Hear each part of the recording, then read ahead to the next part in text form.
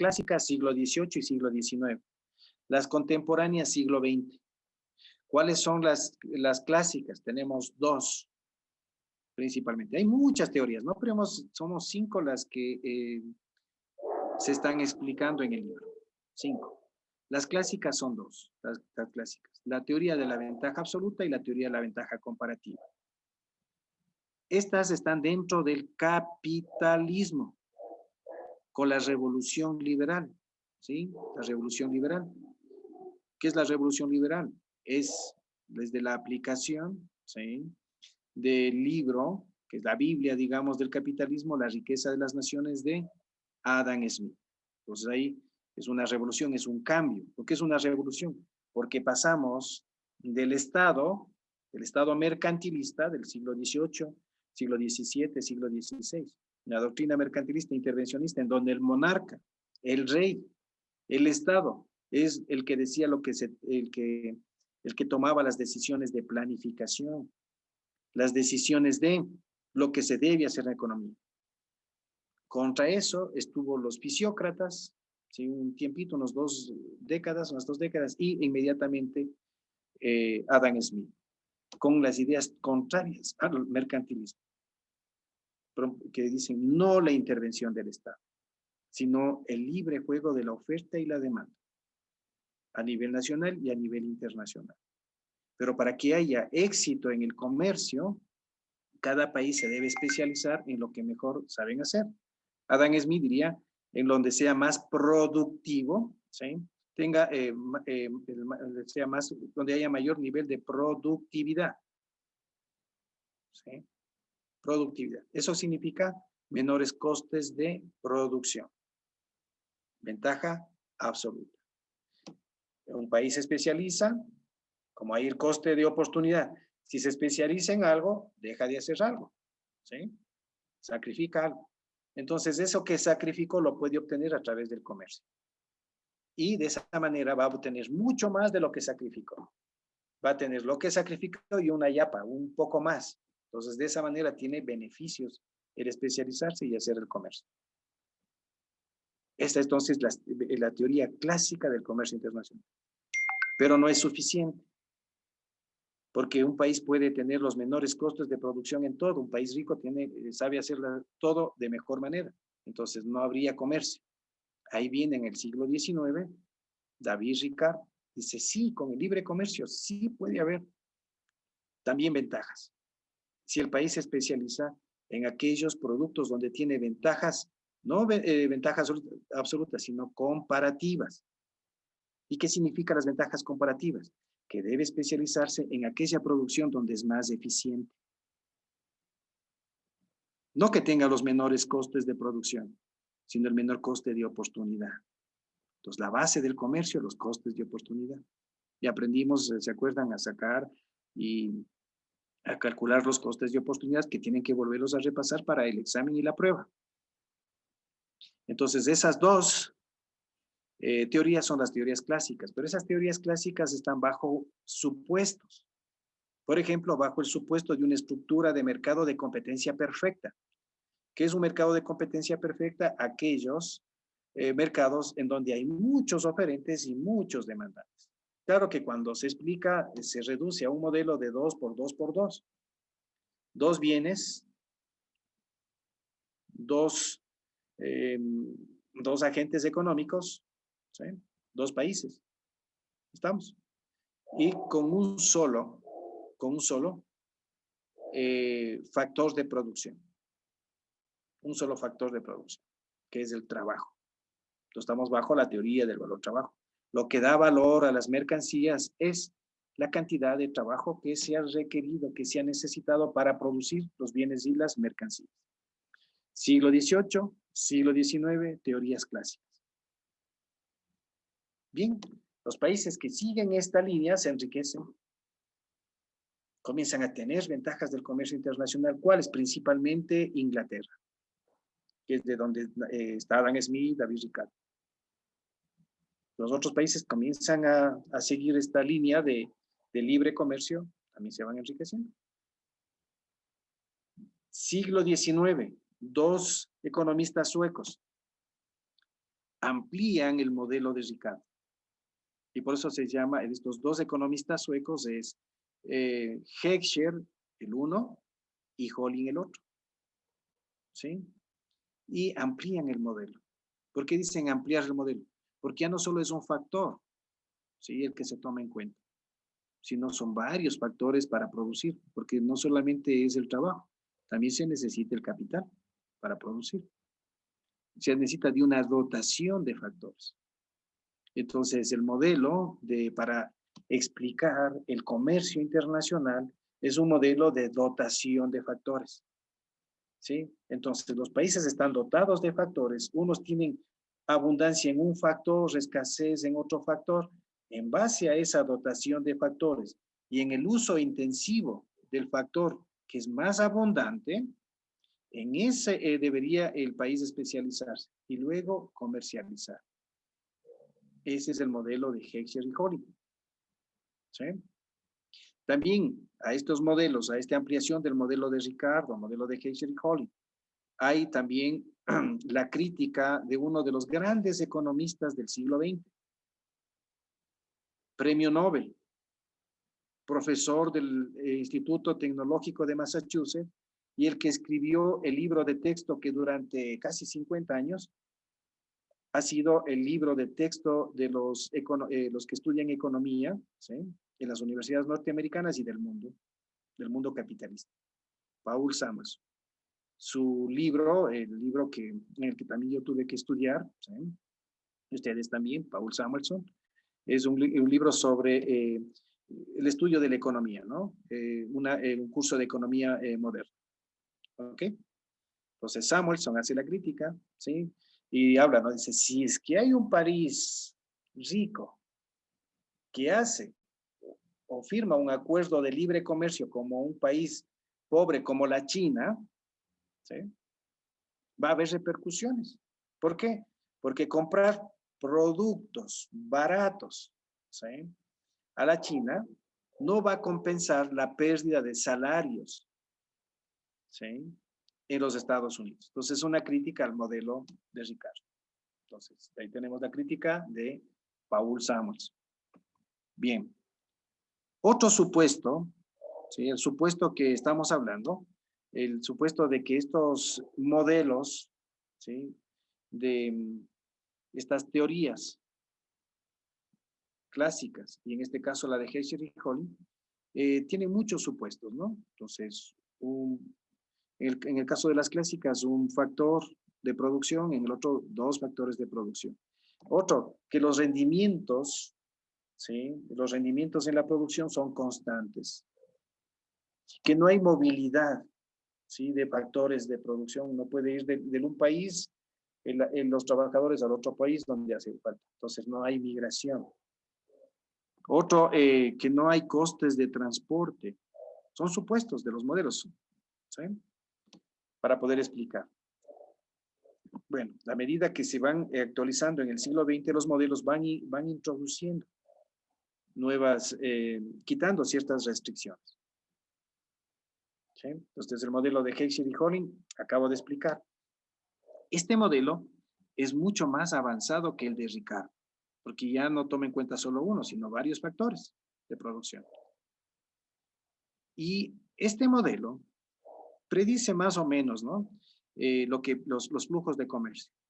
Pero hubo un señor, un economista ruso, de apellido Leontiev, Vladimir Leontiev, que fue a los Estados Unidos a dar clases, se nacionalizó en los Estados Unidos y propuso inclusive la matriz de insumo-producto que ustedes estudiarán más adelante o estudiaron ustedes la matriz de insumo-producto en cuentas nacionales.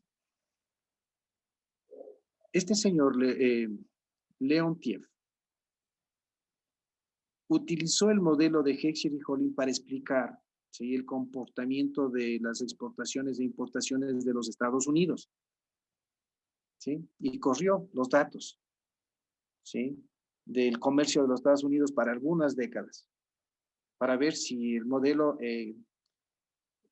predice, está bien hecho, y tuvo resultados distintos a lo que predice el modelo. Eso se llama la paradoja de Leontief. Entonces, había todo hasta ahora hay una discusión.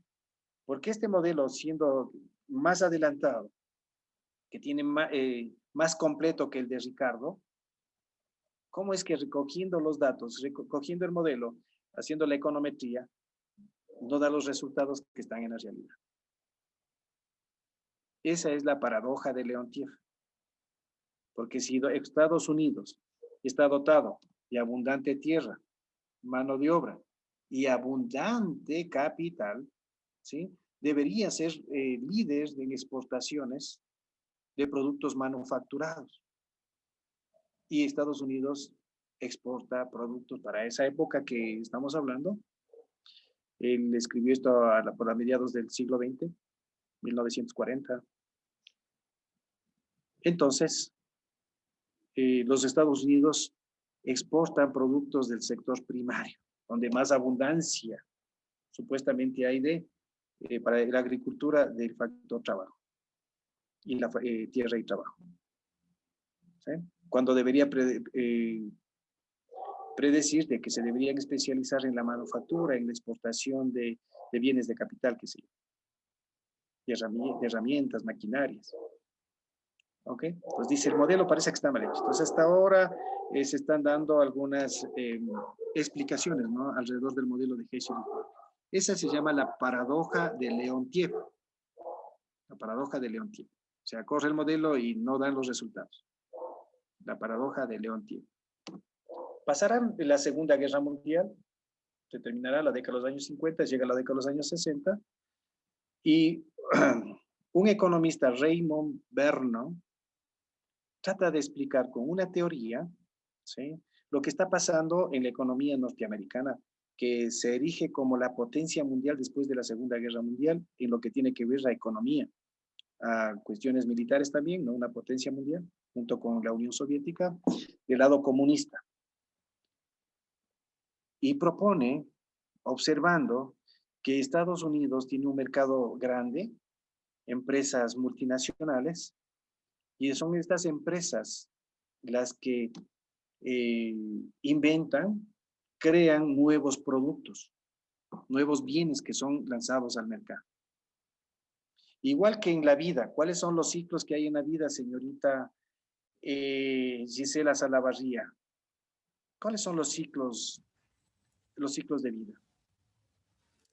De la vida de nosotros es Claro. nacer, crecer, reproducirse, morir. Muy bien. ¿En qué etapa de su vida está, señorita Gisela? ¿Está naciendo, creciendo? ¿En qué etapa está? Yo creo que creciendo y reproduciéndose porque yo ya tengo un hijo. Entonces está en la Entonces, etapa de la reproducción. Muy bien. ajá, Después de algunas décadas, ¿en qué etapa va a estar? De la vejez. ya la vejez, ajá. Y después, chao. Te falta reproducir. Porque ya después viene la muerte. ¿Sí? Nadie ha podido salvarse de eso, lamentablemente. Nadie. Nacer, crecer, reproducirse y chao. De crecer, hacerse viejito y morir. Si no se ha muerto antes, ¿no? Por obvias circunstancias. Pero bueno, ese es el ciclo de la vida. Bueno, en base a esto, pues ve que hay unos productos, observa, ¿no? Que nacen, nacen en el mercado, son introducidos al mercado y tienen un crecimiento muy grande. Llegan a la madurez, llegan a la cúspide y comienzan a descender hasta que tendrán que salir. A menos que se renueve, ¿no? O sea, vea una nueva tecnología. Entonces, analiza, ¿no? ¿Cómo es la introducción de estos bienes que van a ser exportados, que van a ser importados? Primero en los Estados Unidos, entonces ese producto luego va a los países desarrollados y luego también a los países en desarrollo. Y entonces hay fases, la fase de introducción, ¿sí?, del producto que está creciendo, una fase del producto de madurez y una fase, pues cuando ya comienza a declinarse, cuando es estandarizado, cuando ya todos pueden copiarle porque ya las patentes, ¿sí?, ya han caducado, ya todos ya puede ser acceso a utilizar ese invento, ¿sí? Entonces, asimila. que podemos explicar los flujos de comercio internacional como el ciclo de vida del producto. Ejemplos, las fotocopiadoras. Entonces, son creadas por empresas americanas. Al principio se venden en los Estados Unidos, en la etapa esta de introducción. Entonces, todo lo que se produce se vende en ese mercado. Pero después esos productos son demandados por quienes, por los que pueden pagar, países ricos, países desarrollados. Entonces, a medida que sigue introduciéndose, ya va, aparte de esa producción, ¿sí? Que no es consumida localmente, se puede exportar. A medida que sigue pasando a la siguiente, pasan los años, pasa la fase de madurez, ¿sí? Cada vez hay más producción en los Estados Unidos, exportan esos productos, ¿sí? Y comienzan también ya algunas filiales norteamericanas a producir en los países desarrollados, para el mercado de los países desarrollados. Comienza a haber una producción también, ¿sí? Producción y consumo. En los países en desarrollo, pues en la primera fase casi no tienen demanda de esos productos, no tienen los recursos para demandar esos productos de manera masiva, ¿sí? Y tampoco producción. Será en la etapa de madurez del producto que comienzan a producir y a consumir en los países en vías de desarrollo. Cuando estamos en la fase ya de declive, la tercera fase del producto ya es estandarizado, en los Estados Unidos comienza a caer la producción, pero se mantiene el consumo, ¿sí? Entonces comienza a haber un consumo mayor que la producción. Entonces tienen que importar en esa fase más bien el producto. ¿De dónde? De los países desarrollados y también de los países en desarrollo, que comienzan a producir porque tienen, qué sé yo, insumos más baratos, como por ejemplo podría ser la mano de obra más barata. Entonces se abaratan esos productos. ¿Ok? Entonces con este ciclo de vida del producto trata de explicar. Hoy es muy difícil utilizar esta teoría, porque ahora los productos no solamente en los Estados Unidos se crean, ahora con la globalización en Israel, en la India, en la China, en Japón, bueno, se pueden producir grandes productos, bienes, ¿sí? Bienes simultáneamente. Entonces ya no podría explicar esta teoría, ¿no? Que podría haber sido una buena explicación para esos momentos en que los Estados Unidos, pues, se consolidó como la potencia económica del mundo. ¿Ok? Bueno, pasa a la década de los años 70, una nueva teoría del comercio internacional de un economista de ascendencia judía, ¿sí? Profesor de las universidades más importantes de los Estados Unidos, premio Nobel de Economía, Paul Krugman. Escribió unos papers explicando los flujos del comercio internacional, pero ya no con la teoría clásica, con los supuestos de competencia perfecta, más bien con los supuestos de competencia imperfecta. ¿Qué significa la competencia imperfecta? Que en el mercado global, en el mercado mundial, el mercado no puede soportar una gran competencia, sino que serán pocas las empresas en algunos rubros, ¿sí? Pocas las empresas que puedan abastecer al mundo de bienes. Ejemplos, las compañías de aviación, las que producen los aviones. No puede haber tantas empresas. ¿Por qué? Porque las inversiones para desarrollar un avión pues son multimillonarios. Y el mercado sería, como decir, relativamente pequeño. Pues para producir un avión que solamente tener los planos, los desarrollos, será unos 10.000, 12.000 millones.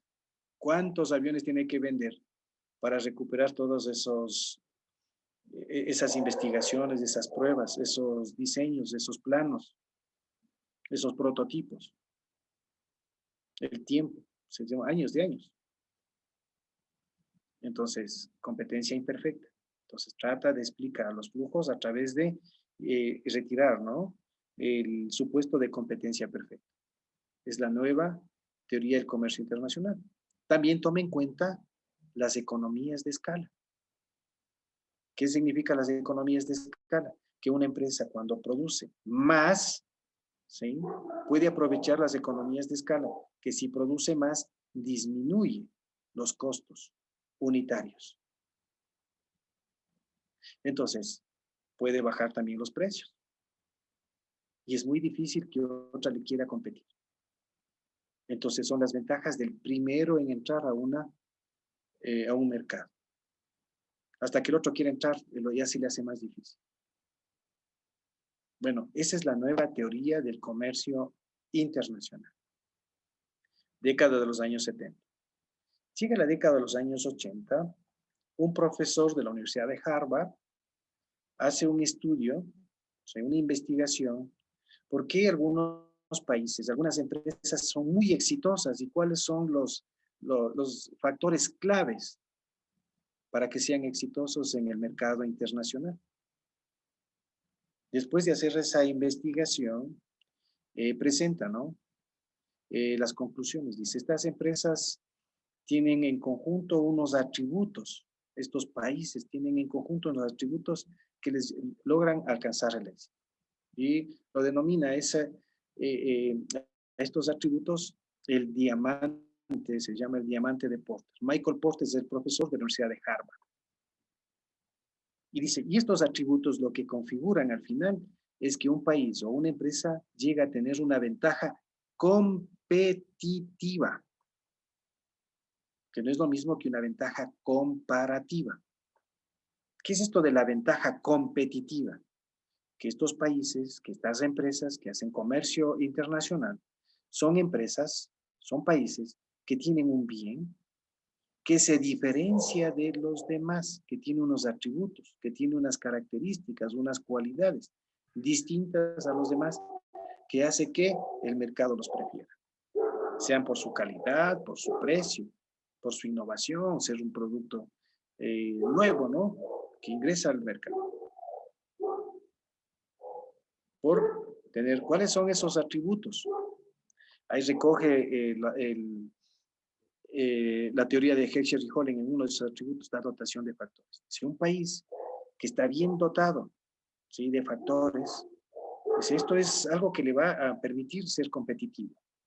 ¿Cuáles son esos factores? Por ejemplo, el trabajo, pero no cualquier trabajo. Mano de obra altamente calificada. Entonces, eso es un país que va a tener una ventaja competitiva. Mano de obra. Capital disponible. La dotación de factores, ¿no? Tierras, ofertas. Por un lado. Ese es un punto del diamante, una arista. En el otro extremo podríamos tener condiciones de la demanda. ¿Qué significa eso? Bueno, en el mercado, ¿quiénes son los que demandan? En los mercados competitivos, en los mercados en donde tiene demandantes, compradores, que son altamente exigentes, que no se conforman, sino con mucha calidad, bueno, también eso genera una ventaja competitiva, porque le exigen a las empresas que sean responsables, que sean innovadoras, que produzcan con calidad, que no engañen.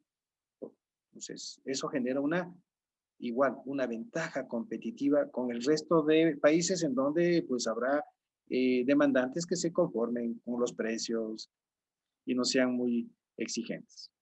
Condiciones de la demanda. Otro punto del diamante de Porter. Otra cualidad, otro atributo es que haya sectores afines y de apoyo. Que una empresa en donde tiene, por ejemplo, universidades que le apoyan, ¿no?, con profesionales, con investigación en proyectos, que hay sectores que, por ejemplo, del calzado, en donde tiene cercanos los insumos, los cueros, tiene las vacas, tiene los diseñadores, tiene los químicos, tiene todo los sectores afines y le apoyan, pues es una empresa que está en un ecosistema, ¿sí?, en donde va a bajar sus costos y va a tener un producto que mejore, ¿sí?, la calidad, sus precios para competir, que configure una ventaja que le diferencie de los demás. Otro punto del diamante. Y otro atributo es la estructura y rivalidad de los competidores. Si tiene esta empresa, este país, muchos competidores, estructuras de mercado, en donde le exigen que cada vez tiene que ser más innovador, que no se duerma en los laureles y alcanzado algo, sino que eso tiene que seguir avanzando, porque el rato que se duerme, pues la competencia le saca del mercado. Entonces, si siempre se mantiene competitivo, innovador, es otro atributo para que ese país o esa empresa configure una ventaja competitiva. Los países, las empresas que reúnen todos estos atributos y configuran una diferenciación en su producto de los demás, son empresas y países que tienen éxito en el mercado internacional. Y con esto hemos acabado las teorías que explican, tanto las clásicas como las contemporáneas, y hay muchas otras teorías, ¿no? Muchas otras teorías. Teorías que están estas, por ejemplo, a favor del libre comercio. A favor del libre comercio. Pero hay también teorías que no están en el libro, pero también hay teorías que cuestionan el libre comercio. Aquí mismo en América Latina, hace 70 años, en la CEPAL había un argentino, un economista argentino, tuve el gusto de conocerle hace unos 40 años, en mi facultad en Quito, unos 30, bueno, menos de 40 años. Raúl Prebisch. Por favor, investiguen quién es Raúl Prebisch. B grande, I, S, Prebisch, con Ch final. Raúl Prebisch. También él propone una teoría en contra de estas teorías. Dice, con estas teorías lo único que hacemos es que los países ricos se hagan más ricos y los países pobres más pobres. Tenemos que cambiar las políticas, no al libre comercio. Y más bien a un proceso de sustitución de importaciones. Entonces, todos los países siguieron, de América Latina, seguimos estas recomendaciones de este economista. Con esta teoría, se llama la teoría de la dependencia. Y se agotó. Lo terminamos. Al final, peor que antes. ¿Me encontraron, por favor? Este economista del que habla. A ver, ¿quién desea hablar, por favor? ¿Quién encontró? Estefanía Chiza. Dice que fue un economista argentino, académico, y también fue un político que fue reconocido por sus aportes a la teoría estructuralista del desarrollo económico. También dice que en 1923 comenzó sus actividades como docente universitario y como funcionario público asesoró las políticas económicas de los gobiernos conservadores de la década de 1930. También fue gerente general del Banco Central de la República de Argentina, fundado en 1935. Y en 1947 ingresó a la Comisión Económica para América Latina, institución de la que fue secretario ejecutivo entre 1950 y 1963. Muy bien, ahí en esos 13 años, justo la CEPAL, ¿qué es la CEPAL? La CEPAL es las siglas de la Comisión Económica para América Latina, su sede está en Chile, es una oficina, una dependencia de las Naciones Unidas. Las Naciones Unidas fueron fundadas, fueron creadas a raíz de la Segunda Guerra Mundial, de terminarse la Segunda Guerra Mundial, para promover la paz en el mundo, que no haya otra guerra, porque si no se acaba el mundo. ¿Sí? Entonces, la CEPAL, que es para América Latina, lo que hace es el monitoreo de cómo es el comportamiento de los países en la parte económica, de los países de Latinoamérica y el Caribe. Ahí trabaja, me parece que una ambateña, que fue ministra del anterior gobierno, de aquí de Ambato, del Colegio Ambato, que es una alta funcionaria en la CEPAL, economista, graduado en Quito en la Universidad Católica. Y fue ministra, gerente del Banco Central, una joven economista, ¿no? De apellido Sánchez. Véanle, por favor, entren a Wikipedia. ¿Cómo se llama esta chica? Economista Sánchez Zurita. Sandra, pero creo que no es Sandra. Pongan economista ambateña Sánchez Zurita, a ver si sale algo en... No me acuerdo. Jacqueline creo que es, no me acuerdo. Muy amiga mía. No es Janet. Ya son 40. Janet. Ya me acordé, es Janet. Dije Jacqueline. Lea un poco de economistas aquí de Ambato, del Colegio Ambato. Ahorita igual que la CEPAL ahí, de lo que estamos hablando. Adelante, Blanca. Janet Sánchez Zurita. Comparta para que le podamos ver. Ya. O sea que no es nada inalcanzable, ¿no? Creo que tiene su PhD en la Universidad de Austin o en alguna universidad y fue ministra de muchas. Ahí tienen a Janet. Sí, ella es. Lea, por favor. A ver, Janet Sánchez Zurita, Ambato, 1964. Es una economista, política, investigadora y profesora universitaria ecuatoriana.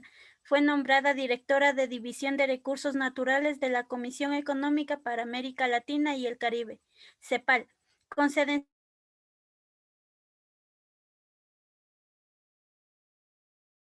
Santiago de Chile en marzo del 2010 y política económica en la Universidad Central del Ecuador desde abril del 2015.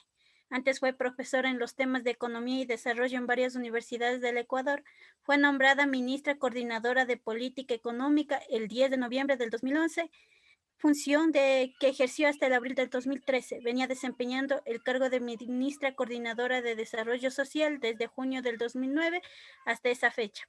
También se desempeñó como ministra de Inclusión Económica y Social, iniciando su gestión en febrero del 2007. La biografía. Ya. Biografía. Nació en Ambato, Ecuador en 1964. Obtuvo el título de economista por la Pontificia Universidad Católica del Ecuador en 1991. Máster en Planificación Comunitaria y Regional por la Universidad de Texas en Austin, Estados Unidos, desde 1999. Máster en Economía por la Facultad Latinoamericana de Ciencias Sociales, Flaxo, sede en Ecuador desde 1996. Diplomado superior como experto en desarrollo local por el programa del NET, Organización Internacional de Trabajo, OIT, en el 2003. Estudios en la especialización superior de gestión de desarrollo local de la Universidad Andina Simón Bolívar entre 2002 y 2004. Ella hizo estudios de doctorado en el desarrollo de la Université Catholique de Louvain, la NUV, entre 2004 y 2006, y obtuvo el doctorado en Política Pública y Transformaciones Sociales cum laude por la Universidad Autónoma de Barcelona desde el 2017. Gracias, hasta ahí nomás. Bueno, ahí tienen ustedes que... Gracias, podamos salir, gracias. Bueno, entonces ahí una distinguida ambateña que le gustó, estudió, madre de 3 hijos, varones me parece, y cuyo esposo también un compañero de la universidad Católica de Quito, ¿no? Pero bueno, fundó el grupo con el que llevó al gobierno, como presidente del Ecuador, a Rafael Correa, el grupo de profesores que llevó a Correa a la presidencia, ¿no? Por eso es que ocupa los más altos cargos en esa administración. Y el esposo igual, ¿no? Con los más altos cargos. Economistas los dos. Pero ustedes saben la trayectoria que hay que seguir para ocupar esos puestos. Mucho estudio y mucho estudio. ¿Alguna pregunta? Creo que vamos a finalizar porque tengo